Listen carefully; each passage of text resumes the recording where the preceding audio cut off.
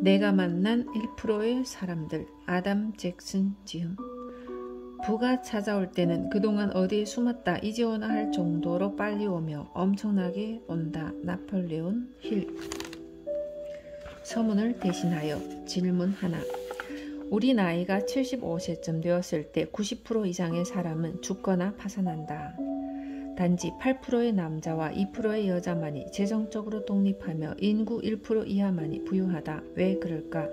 다른 사람이 모르는 것을 1%의 사람만이 아는 걸까? 아니면 그들이 더 똑똑한 걸까? 훌륭한 교육을 받아서일까? 더 열심히 일한 것일까? 아니면 단순히 행운이거나 운명의 축복일까? 질문 둘. 우리 모두는 그 어떤 것보다도 사랑을 갈망하고 사랑이 맺어지기를 바란다. 그래서 누구나 하나의 특별한 관계를 찾고 있지만 왜 그토록 많은 사람들이 고독 속에서 사랑을 찾고 염원하는데도 좀처럼 발견하지 못하는 것일까? 사랑이 우리가 갈망하는 최고의 것이라면 어째서 이혼으로 깨어지는 가정이 엄청난 숫자에 이르고 있을까? 왜 부모들 중에 어느 한쪽만이 홀로 가정을 일으키기 위해 고군분투해야 하는 것일까? 왜 도시에는 고독감과 고립감을 느끼는 수많은 사람들로 가득 차 있는 걸까? 우리가 잘못된 곳에서 사랑을 찾고 있기 때문은 아닐까? 질문 셋. 사람들에게 인생에서 가장 바라는 것이 뭐냐고 물으면 흔히 듣는 대답이 단지 행복하고 싶다라는 말인데 왜 극소수의 사람들만이 행복한 것일까? 제약회사의 제품 중 매출이 급성장하는 약이 왜 우울증 치료제일까? 스스로 행복하다고 생각하는 사람들은 왜 그리 적은 것일까? 우리는 잘못된 곳에서 행복을 찾고 있는 건 아닐까? 그리고 부탁 하나. 이 책에 나오는 사람들은 모두 실존 인물들이다. 다만 그들의 이름은 가명으로 바뀌었고 등장인물 중에 중국 노인은 내가 만난 지혜로운 남녀들을 결합해서 형상화한 인물이다. 그들의 이야기가 나를 고양시켰던 것처럼 당신을 고무시키기를 바란다. 또 기쁨과 경의와 부유함과 사랑, 행복, 건강함으로 넘치는 그들의 삶이 곧 당신의 삶이기도 하다는 사실을 이 책을 통해서 깨우치기를 바란다. 아담 제이 잭슨.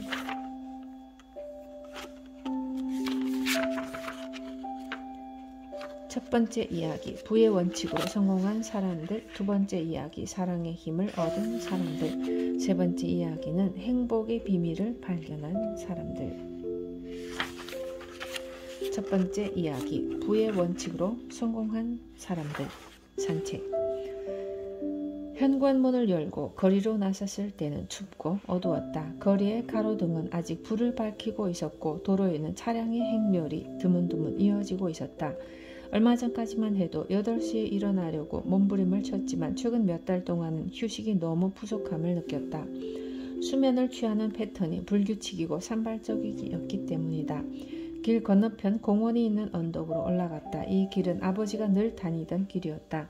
새벽녘 아버지는 이곳까지 걸어와 깨끗한 공기를 들이마시며 머리를 맑게 했다. 해가 뜰 때 공원을 산책하거나 새로운 아이디어와 영감이 떠오르고 자신을 극도로 괴롭히는 문제들에 대한 해결책도 찾을 수 있을 거다. 마치 천사가 너에게 속삭이는 것 같이. 아버지는 늘 이렇게 말하곤 했다.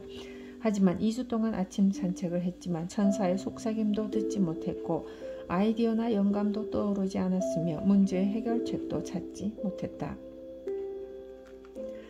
나는 공원 부근의 거대한 저택을 부러운 눈길로 쳐다보았다. 저런 집에서 살 수 있을 만큼 돈이 많다면 얼마나 좋을까? 저런 집을 구입해서 살 수 있다면 얼마나 환상적이겠지? 몇 초 동안 나는 그 집에서 사는 상상에 잠겼다. 붉은 분위기, 드넓은 거실, 친척이나 친구들이 머물 수 있는 비어있는 침실, 양지바른 아름다운 정원에 앉아서 즐기는 일, 이런 것을 내가 그리던 이상적인 천국의 풍경이었다. 그러나 공원 앞에 있는 마지막 집을 지나칠 때 그러한 상상도 현실로 돌아오고 말았다. 사실 내 능력으로는 그런 거대한 저택은커녕 조그만 빌라조차 살 수 없는 형편이었기 때문이다. 아마도 복권 같은 것이 터지지 않고서는 그런 큰 집을 살 수 있는 가능성은 전혀 없을 것이다. 경제적으로 보면 삶은 늘 투쟁이었고 지금도 투쟁이며 앞으로도 투쟁일 것이다. 어느 날 나는 공원 안쪽으로 난 조깅 코스를 큰 보폭으로 걷고 있었다. 갑자기 운명이 자신을 반대하는 음모를 꾸미고 있다는 느낌을 지울 수가 없었다. 부유한 가정에서 태어났다라면, 다른 사람처럼 행운과 기회가 있었더라면 하는 아쉬움이 생겼다. 사실 내 문제는 대다수 사람들의 문제와 별반 다르지 않았다. 월말이 되면 늘 쥐꼬리만한 수입 때문에 어디를 가나 청구서가 나를 기다리고 있었고, 어떻게 지내왔는지는 모르겠지만 어쨌든 늘 그렇게 반복되어 왔다. 엎친 데 덮친 격으로 경제가 불경기에 들어서면서 생활은 점점 더 쪼들리기 시작했다. 작업시간은 늘어났지만 수입은 점점 줄어들었으며 이제는 앞날마저 불투명해져서 내가 꿈꾸던 일도 한쪽으로 미루어 놓을 수밖에 없었다. 한때 나는 유명한 작가가 되어서 가족을 부양하고 내 집을 소유하는 꿈을 꾸었지만 지금의 상황에서는 도저히 실현될 가망이 없었다. 조금만 더 젊었더라도 직장을 때려치우고 하고 싶은 일을 찾아 나섰겠지만 청구서가 산더미처럼 불어나자 도저히 직장을 그만둘 수가 없었다. 나는 덫에 걸렸다. 월급도 높지 않을 뿐만 아니라 별 흥미도 없는 일에 발이 묶여버렸던 것이다. 사무실의 다른 동료들도 이에 대해 실증을 느끼는 듯 했다. 그들 역시 직장은 생계를 위한 수단에 불과했던 것이다. 몇 년이 지나자 나는 어린 시절의 희망과 꿈을 포기해버렸다. 지금은 그저 하루하루가 무사하기만을 바라는 마음뿐. 이것이 전부였다. 공원을 산책하면서 내가 할 수 있는 것이라고는 기도가 전부였다. 정말 천사가 있다면 속삭여줄 것이다. 나의 운명을 바꿀 수 있는 아이디어나 영감을. 나는 생각에 골몰한 나머지 아침 해가 공원 동쪽 참나무 위에 걸린 것조차 느끼지 못했다. 머리 위에서 노래하는 개똥 집박이 소리도 듣지 못했고, 더구나 곁에서 걷고 있는 노인의 존재에 대해서는 전혀 알아차리지 못했다. 만남. 안녕하시오. 이 목소리가 나를 환상에서 현실로 돌아오게 했다. 고개를 돌리자 웬 중국 노인이 곁에 서 있었다. 네, 안녕하세요. 나도 노인을 흘깃 보면서 인사를 했다. 작달막한 키의 대머리 노인이었는데 검정색 추리닝을 입고 있었다. 함께 산책해도 되겠소? 물론이죠. 따라오실 수만 있다면. 함께 해보겠네. 노인이 웃으면서 말했다. 그러고는 발걸음을 재빨리 놀리며 물었다. 무슨 걱정이 있는 것처럼 보이던데. 아, 네, 괜찮습니다. 나는 고개도 돌리지 않고 말했다. 아는지 모르겠네만 우리나라에서는 모든 문제가 선물과 함께 온다고 믿고 있지. 어떤 역경이든 그 속에는 그 역경에 걸맞거나 더 값있는 번영의 씨앗이 담겨있네. 나는 그의 말에 콧방귀를 뀌었다. 내 말은 어떤 문제에도 다 적용될 수 있네. 돈 문제에도 말일세. 노인의 말에 나는 호흡을 멈추고 돌아보았다. 돈 문제가 어떤 번영을 가져올 수 있단 말입니까? 돈 문제는 풍요로운 부, 상상을 넘어서는 부에 길을 열어주지. 그것이 어떻게 가능하죠? 가장 부유하고 위대한 사람들 대부분이 한때는 파산하거나 무일푼인 시절이 있었다는 걸 아는가? 모릅니다. 에이브러햄 링컨은 35살 때 파산했지만 그는 미 합중국 역사상 가장 부유하고 가장 강력한 사람 중 하나가 되었네. 오구 만디노도 술주정뱅이 불황하였지만 유명한 베스트셀러 작가가 되었고 어디 그뿐인가? 월트 디즈니 역시도 디즈니 왕국을 건설하기 전에는 여러 번 파산했었지. 노인의 말은 나를 깜짝 놀라게 했다. 무일푼이 되거나 파산하는 일은 늘 실패자에게만 일어나는 운명인 줄 알았기 때문이다. 하지만 어떻게 무일푼에서 그런 부자가 될 수 있었을까요? 아주 간단하네. 노인이 미소를 지으며 말을 이었다. 사람들은 편안한 환경 속에서 더 이상 풍요를 추구하지 않네. 자극이나 핍박을 받고 나서야 자신의 삶을 바꾸기 시작하지. 소수의 사람들은 자극을 찾아서 스스로 변화하지만 대다수는 변화를 강요받기 때문에 어쩔 수 없이 변한다네. 자포자기하는 상황에 이르렀을 때 비로소 스스로에게 질문을 하게 되는데 이 질문의 성격이 미래의 운명을 결정하는 것세. 어떤 역경이든 그 역경에 걸맞은 번영의 씨앗이 있다. 나의 안색은 이윽고 정상으로 돌아왔지만 여전히 노인의 말을 믿을 수는 없었다. 그때 노인이 말했다. 한 가지 묻겠네. 내가 끼어들 때 자네는 무슨 생각을 하고 있었나? 글쎄요, 왜 하필이면 내게 이런 일이 일어날까 하고 생각했을 겁니다. 그 질문의 답이 뭐라고 생각하는가? 모르겠습니다. 나는 솔직하게 대답했다. 바로 그거네. 노인이 외쳤다. 질문의 결과는 모른다 아니면 더 나쁘거나 잘못된 답변이지 왜? 라는 질문은 늘 그렇다네. 두뇌는 늘 자네의 질문에 대한 답을 찾고 있을 걸세. 하지만 왜? 라는 질문의 결과는 희망도 해결책도 미래도 아니네. 내게 왜 이런 일이 생기지? 왜 나는 이런 궁지에 빠졌지? 왜 나는 앞서 나가지 못하지? 이런 질문에는 답이 없지만 성공한 사람들은 다른 식의 질문을 하지. 어떻게와 무엇이 바로 그거야. 이를테면 나는 어떻게 삶의 질을 개선할 수 있을까? 혹은 내 인생에서 부를 창조하기 위해서는 무엇을 해야 할까? 등일세. 그래도 잘 모르겠습니다. 저에게 필요한 것은 답이지 문제가 아닙니다. 하지만 정확한 답을 찾고 싶으면 먼저 정확한 질문을 해야 하네. 성경에도 구하라 그러면 찾을 것이다 라는 말이 있지. 네, 하지만 인생은 그렇게 간단치가 않습니다.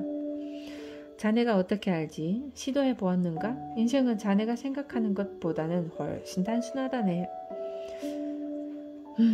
제겐 그렇게 단순하게 보이지가 않아요. 전 어떤 일에서도 성공한 적이 없습니다. 온갖 노력은 다 기울였지만 되는 일이 없었어요. 문제를 해결하는 황금률을 명심하게나. 노인이 말했다. 뭐라고요?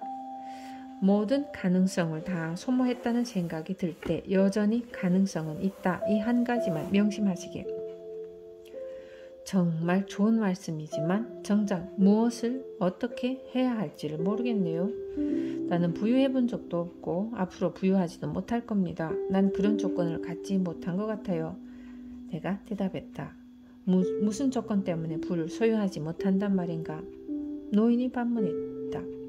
잘은 모르겠지만 처음에는 자본이 있어야 돈을 잘 벌 수 있지 않겠습니까? 왜 그런 생각을 하지?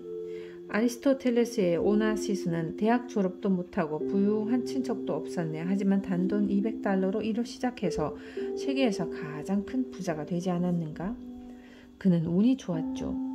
내가 어깨를 으쓱하며 말했다. 대부분의 부자는 무자본이나 소자본으로 창업을 했네. 아니타 로딕은 주차장에서 세척제 만드는 것을 시작하여 그녀의 화장품 회사를 세웠고 또 세계 최고의 부자인 빌 게이츠는 컴퓨터 산업을 혁신하면서 재산을 쌓은 것이지. 베스트셀러 작가이자 저명한 자기계발의 리더인 앤서니 로빈스도 한때 파산하여 작은 아파트에 살았지만 1년 안에 자신의 삶을 완전히 바꾸어 백만장자가 되었지. 바다가 보이는 만평짜리 성을 구입했네. 자넨 그들의 성공이 정말 운이 좋아서 생긴 결과라고 생각하나? 물론 다 그렇지는 않겠죠. 하지만 어느 정도는 운이 따라야 하지 않을까요? 부를 쌓은 사람에게서 발견할 수 있는 중요한 공통점이 하나 있네. 그것은 바로 책임감이라네. 그들 모두 자신의 행위와 결정에 대해서 책임을 지고 있지. 그들은 결코 자신의 문제를 경제나 정부, 날씨 혹은 자신들의 불우한 어린 시절 탓으로 돌리지 않는다네. 부를 소유한 사람은 행운이나 좋은 환경을 기다리는 것이 아니라 적극적으로 그 행운이나 환경을 창조하지. 변명하기보다는 오직 해결책을 찾는 거야. 그들은 성공에만 전념하네. 그럴 수도 있겠지만 제가 아는 유일한 사실은 늘 경제적으로 고통받고 있다는 것입니다. 이것이 운명이 아닐까요? 자네의 운명은 자네가 만든 것일세. 부자가 된 적이 없기 때문에 부자가 되지 말라는 법은 없네.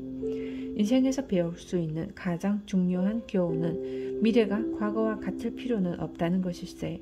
늘 같은 결과를 얻는다면 그것은 늘 같은 일을 하기 때문이지. 진정한 부는 삶의 질에 있다. 노인과 나는 호수를 지나 공문 북쪽으로 갔다. 조깅을 하는 사람들이 차가운 공기 속으로 뜨거운 입김을 뿜으면서 우리 옆을 지나갔다. 나는 노인의 말을 곰곰이 생각했다. 그의 말에 뭔가 중대한 의미가 있다는 건 의심할 바 없었지만 여전히 나는 자신이 없었다.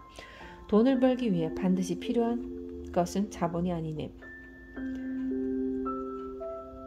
부유한 친척이나 대학 졸업장, 행운도 필요 없지. 부를 창조하는 데 필요한 것은 자네는 이미 다 갖고 있다네. 정말 그렇게 간단합니까? 물론이야. 행운 따위와는 전혀 관계가 없지. 다른 사람과 마찬가지로 자네도 운명을 창조할 수 있는 힘을 갖고 있네. 하지만 누구나 부유해질 수 있다는 뜻은 아니겠죠? 누구나 가능하지.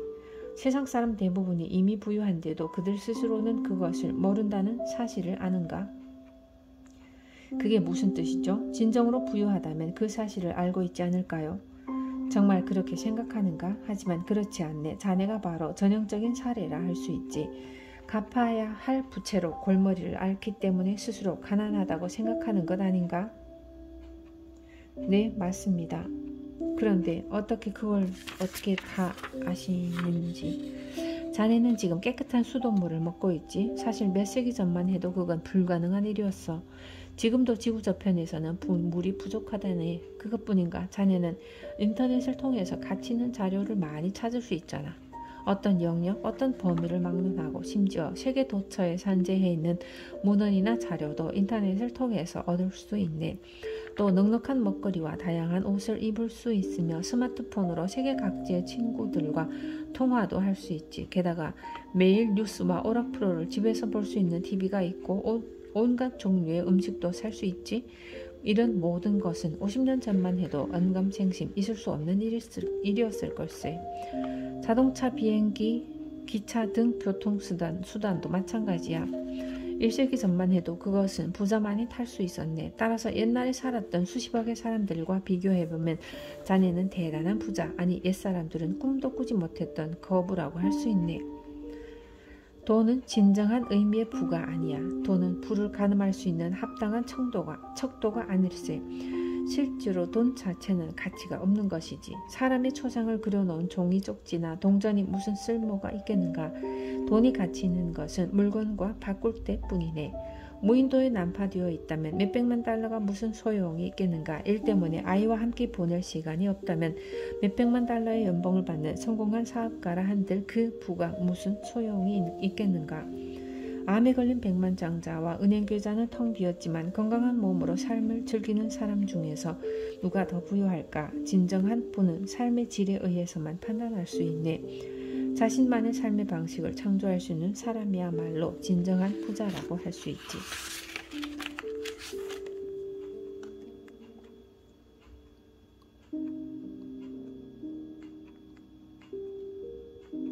우리는 오솔길을 따라 숲속으로 들어갔다. 나뭇가지에서 새싹이 움트기 시작했으니 머지않아 온갖 색깔의 꽃들이 아름답게 피어날 것이다. 잠시 침묵이 흐른 뒤 내가 먼저 입을 열었다. 하지만 돈은 삶의 질을 높일 수 있어요. 현명하게 쓴다면 그렇지. 노인이 인정했다. 하지만 많은 사람들은 돈이 모든 문제를 해결한다고 생각하네.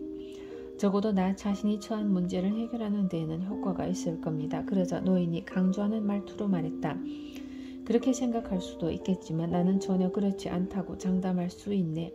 이 말이 나를 자꾸 속타게 했다. 도대체 이 노인이 내 문제를 얼마나 안다고.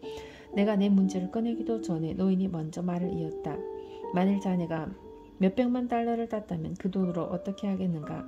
먼저 빚부터 갚겠습니다. 그 다음에는 글쎄요. 우선 가족과 친구들을 위한 파티를 열겠습니다. 그 다음에는 수영장과 테니스 코트가 딸린 새 저택과 멋진 새 차와 새 TV, 새 가구를 사겠습니다. 가족과 함께 휴가를 보내거나 돈이 필요한 친구들에게도 나눠줄 겁니다. 그 다음은 모르겠습니다. 생각해 본 적이 없어요. 자네가 말한 것은 벼락부자의 꿈을 꾸는 대부분의 사람들과 똑같네. 하지만 결코 풍요로운 부를 성취할 수 없는 이유가 자네의 답 속에 있네. 그게 무슨 말씀입니까? 복권이 당첨되거나 하룻밤 사이에 백만장자가 되는 사람도 있어요. 사실이네. 하지만 그들의 부는 일시적이지. 대부분 복권을 처음 살 때처럼 무일푼으로 돌아가네. 나는 그 말을 믿지 못하겠다는 듯이 고개를 저었다. 정말일세. 노인은 다시 한번 강조했다. 그들이 왜 무일푼으로 되돌아갈까? 그 이유는 부를 창조하고 경영하는 법을 전혀 모르기 때문이냐. 결국 그들은 부를 거의 쌓지 못하며 설사 우연히 부를 얻더라도 이내 잃고 말지. 마치 진귀한 식물을 가꾸는 있지만 가꾸는 법을 모르는 사람과 같네. 어떤 토양에 맞는지, 어떤 기후에서 성장할 수 있는지, 물 주는 양과 횟수는 어느 정도인지, 벌레는 어떻게 막아야 하는지 모르고 있지. 그들은 식물의 열매를 잠깐은 즐길 수 있겠지만 이내 죽이고 말 것을. 하지만 식물의 성질을 연구한 사람은 식물에게 무엇이 필요한지 알고 있네. 묘목을 키우는 법과 보살피는 법을 알기 때문에 원하는 대로 수확을 얻을 수 있지. 부 역시 식물처럼 진귀한 것이네. 누구나 불을 풍요롭게 창조하는 능력을 갖고는 있지만 불을 창조하고 유지하는 비결은 반드시 배워야 하네. 돈을 다룰 줄 모르면 결국 아무짝에도 쓸모없는 것일세. 성경에 나오는 방탕한 아들의 이야기를 아는가? 그 얘기는 많이 들었지만 상세한 내용은 기억나지 않았다. 부유한 지주에게 한 아들이 있었는데 젊은 아들은 아버지의 일을 배우는 데는 전혀 흥미가 없었지. 그저 세상을 탐험하기 위해서 아버지의 유산만이 필요했을 뿐이었네. 아들의 마음가짐이 슬펐지만 그래도 아버지는 재산을 나눠준 뒤 떠나는 아들을 지켜보았어. 그 아들은 자주 파티를 열고 세상의 온갖 좋은 것을 즐겼으나 얼마 지나지 않아 돈이 바닥났고 결국 옷만 달랑 걸친 채 무일푼이 되어서 고향으로 돌아왔어. 방탕한 아들은 많은 돈을 갖고 여행을 시작했지만 불을 창조하는 법을 배우지 못했기 때문에 이내 무일푼이 된 걸세. 풍요로운 부와 관련된 법칙. 우리는 공원 끝에 숲까지 간 뒤 다시 언덕 정상으로 오르는 가파른 오솔길을 따라갔다. 알다시피 한 사람이 많은 돈을 갖고 있다고 해서 그 돈이 부의 전부는 아닐세. 돈은 순식간에 사라질 수 있지만 부유해지기 위해서는 원하는 생활 방식대로 살 수 있는 충분한 수단을 가질 필요는 있어. 어떻게 그것을 가질 수 있습니까? 노인이 웃으며 말했다. 세상 만물은 모두 법칙의 지배를 받고 있다는 걸 먼저 이해해야 하네. 자연의 법칙에 대해서는 많은 사람들이 알고 있지.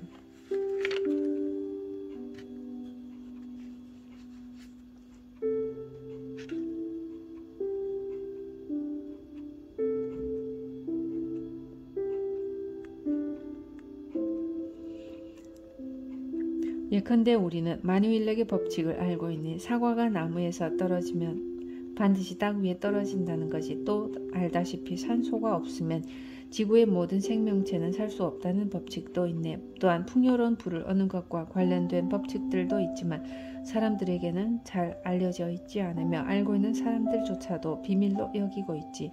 정상까지 반도 오르지 못했는데 벌써 호흡이 가빠졌지만 노인의 걸음은 마치 나는 듯 했다. 산 정상에 도착했을 때 나는 숨을 가삐 몰아쉬며 노인에게 물었다. 그럼 그 비밀이 뭐죠? 풍요로운 부의 비밀은 자연의 비밀처럼 누구에게나 해당하는 것이니 자네가 해야 할 일은 그 비밀을 알고 있는 사람을 찾아 그것에 대해 질문을 하는 것이지. 이게 자네를 도울 수 있을 걸세. 노인이 종이 쪽지 한 장을 건네주었다. 나는 쪽지를 받아 급히 펼쳐보았다. 예상과는 달리 어떤 비밀도 지혜의 말씀도 신비한 비법도 없고 단지 10명의 이름과 전화번호만이 적혀있을 뿐이었다. 내가 다시 고개를 들었을 때 노인은 이미 사라지고